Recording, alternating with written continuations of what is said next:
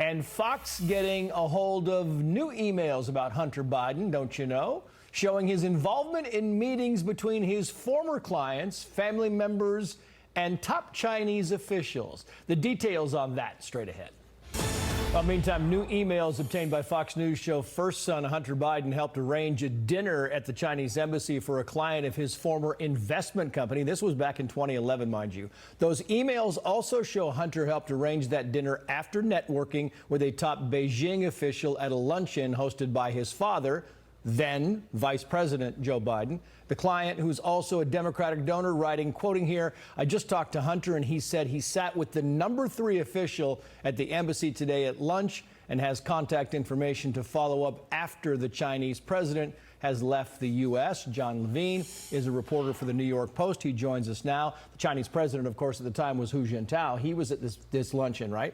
And Barbara Streisand is there, and John Kerry is there, and Hunter Biden's at this table with the number 3 guy in the Chinese embassy. And suddenly, you know, one of his big wealthy clients gets a dinner at the Chinese embassy. I mean, this is clearly peddling, you know, some political goods. Right. I mean, it just boggles the mind that Hunter Biden would have these high-level contacts within the Chinese government and the Chinese Communist Party. You know, it can't be stressed enough that during much of the period the laptop covers, he was addicted to crack cocaine and an alcoholic. Right. And, you know, if you read his autobiography, there were times when he was just snorting drugs off the carpets of the hotels he was staying in. So what interest would top Chinese officials, why would the number 3 person in the embassy be sitting next to him, if not to get access to his father? And that's the big question is what were they looking for? I mean, this whole concept of Joe Biden saying, I never had any conversations with my son about any of his business dealings has now been proven false. Right, repeatedly debunked. And yet this laptop still, you know, the media hasn't really picked this up as a major story.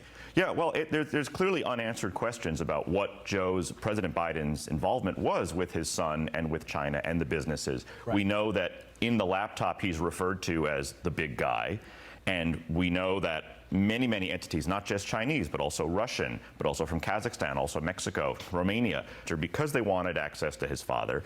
And what access was ultimately granted remains an open question. So we jump ahead 3 years, and in 2014, Hunter's uncle, Jack Owens, reaches out to Hunter to help him get a business license for his telemedicine company in China. And he says the following, quoting here, "Time pressure is very tight, plus the fact that we do not yet have one," meaning the license, "has caused a slight credibility bump in the company's mind. This all translates into a need for a business license and one secured very quickly." And you say, why is the uncle going to Hunter Biden to get a business license for his company in China? Right. And I think it's important to remember how in China, family relations and government politics are totally intertwined.